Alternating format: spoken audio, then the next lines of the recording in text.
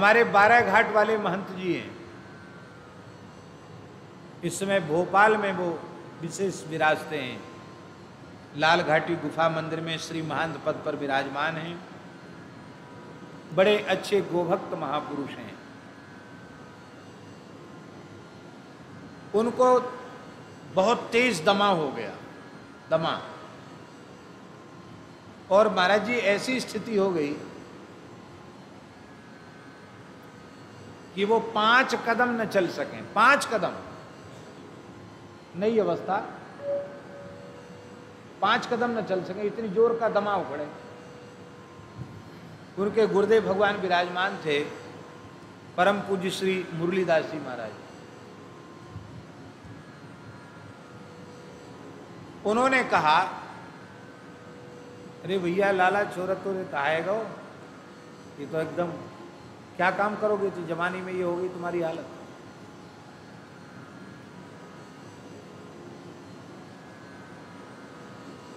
ये कमालपुरा की बात। तो पहली बार, सुन लो, कान खोलकर सुन लो, पहली बार गाय ने बछड़ा दिया हो, पहली बार ही, माने पहली ब्यात हो उसकी, पहली बार ही वो गाय मां बनी हो, और पहली ब्यात में उसने बछड़ा दिया हो,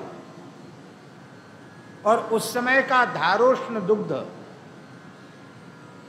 खील जिसको कहते हैं, पेवसी, उसको निकाल कर छान कर पी जाओ, और पीने के बाद फिर बैठो मत, खड़े खड़े पी के फिर चल पड़ो।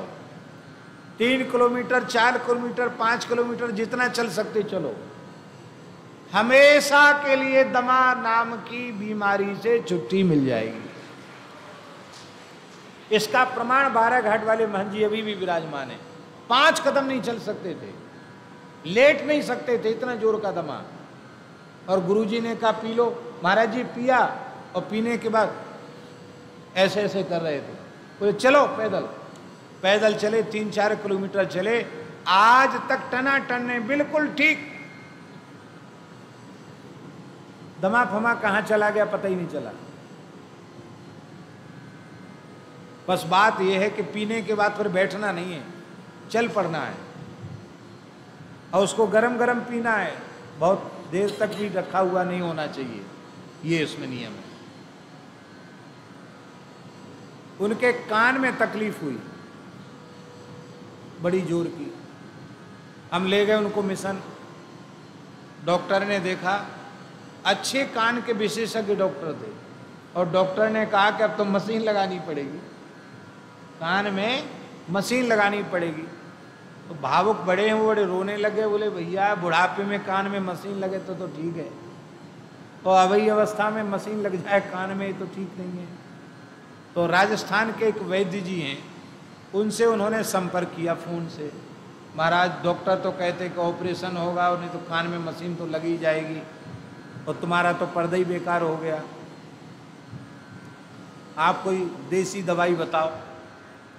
बोले देखो बाबा तुम्हारे यहाँ देसी गैया हैं। बोले हाँ गैया तो हैं।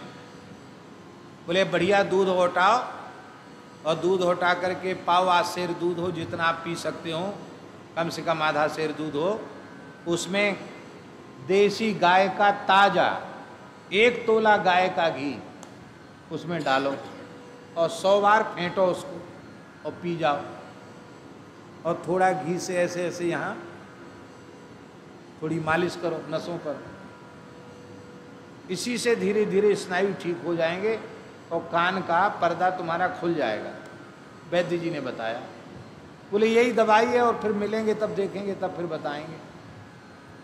महंत जी तो महंत जी ठहरे।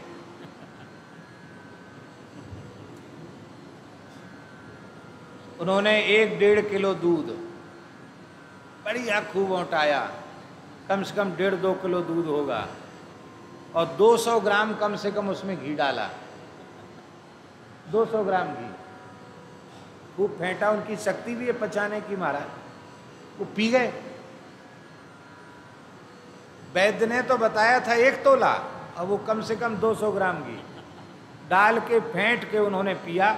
अरे बोले जो जल्दी कान को पर्दा खुल जाए, इस भाव से और बोले जो होगा सो होगा। उन्होंने फेंट कर जैसे पिया, पीते ही जैसे कोई ढक्कन भक्क से खुल जाए, ऐसी दोनों कान भक्क से खुल गए उनके, गरम गरम दूध पीते ही ठीक हो गए वो। उन्होंने वैद्य जी को फोन लगाया कि वैद्य जी और कितने दिन पीना, तो वैद्य जी बड़े नाराज हुए, बोले एक ही दिन में फायदा होगा, अरे कम से कम 90 दिन तो पियो। अरे बोले हमारे तो दोनों कान अभी खुल गए। अभी? हम बोले हाँ, एक खुराक में ही दोनों कान खुल गए हमारे। कैसे खुले? वैद्य को भी आश्चर्य हुआ महाराज, कैसे खुले? उन्होंने बताया हम तो आधा सेर दूध नहीं, हम तो कम से कम 1.5 किलो से ऊपर दूध होगा, उसमें खूब 100-200 ग्राम घी डाल के फेंट के पिया। बोले महाराज आपको कुछ नहीं होने वाला, आप खूब दूध घी पियो, अब तक कान बिल्कुल ठीक है। एक बहुत बड़े अधिकारी पद पर रहे हैं, बहुत सेवानिवृत्त होने के बाद परम श्रद्धेय स्वामी रामसुखदास जी की सन्निधि उन्होंने प्राप्त की। अब वृंदावन वास कर रहे हैं, माथुर साहब। उनको हार्ट की बहुत भारी तकलीफ हो गई थी। एक वैद्य ने उनको बताया, डॉक्टर ने तो महाराज जी कह दिया था उनको कि बाईपास सर्जरी कराओ और उसके बाद घी छूना नहीं जीवन में, घी खाते ही मर जाओगे। और एक वैद्य ने कहा कि अर्जुन की छाल का क्वाथ बनाकर काढ़ा बनाकर पियो और मूंग की दाल में रोज ताजा देसी गाय का बिलौना वाला 1 तोला घी रोज खाओ। वो महाराज जी बिल्कुल ठीक हो गए, अब भी बिल्कुल स्वस्थ हैं, केवल गाय के घृत से। जितने भी अमृत तत्व हैं उनमें सबसे श्रेष्ठ घृत है। आयुर्वै घृतम तेजो वै घृतम। और हमारे यहाँ ब्रज में तो कहें घ्यू ब्राह्मण को जीव, घ्यू ब्राह्मण को जीव। जीव माने प्राण है, उसके बिना वो जी नहीं सकता। बोलो भक्तवत्सल भगवान की जय। बस ये है कि थोड़ा घी खाने की मनाही नहीं है, पर हमारे जैसे बैठना ज़्यादा नहीं चाहिए, फिर थोड़ा शरीर से श्रम करना चाहिए जिससे वो दूध घी आदि शरीर में पच सके। और नहीं तो ये वस्तुएं भी अधिक मात्रा में जब हम लेते हैं और उनको, उनकी जो ऊर्जा है उसको हम पचा नहीं पाते हैं, तो कई बार उनसे भी विकृति होती है। इसलिए अपनी सामर्थ्य के अनुरूप इनका सेवन करना चाहिए।